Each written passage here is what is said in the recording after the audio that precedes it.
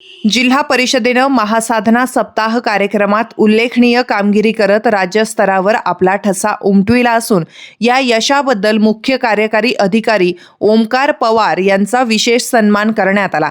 साधना सप्ताह अंतर्गत IGOT प्रणालीवर सर्वाधिक नोंदणी करून प्रशिक्षण उपक्रमात सक्रिय सहभाग नोंदविल्याबद्दल हा सन्मान प्राप्त झाला आहे। दिनांक 2 ते 10 एप्रिल या कालावधीत आयोजित करण्यात आलेल्या महासाधना सप्ताह उपक्रमात जिल्हा परिषदेने उत्कृष्ट नियोजन, प्रभावी अंमलबजावणी आणि अधिकारी कर्मचाऱ्यांचा मोठ्या प्रमाणावर सहभाग सुनिश्चित केला।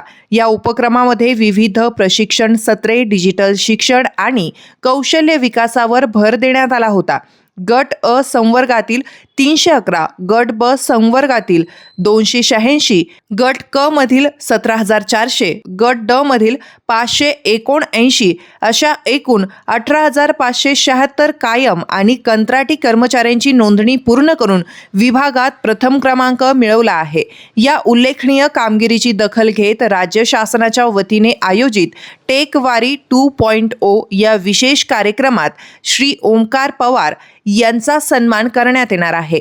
हा कार्यक्रम दिनांक 8 मे 2026 रोजी दुपारी 3 ते 4:30 या वेळेत मंत्रालय मुंबई येथील त्रिमूर्ती प्रांगणात पार पडणार आहे।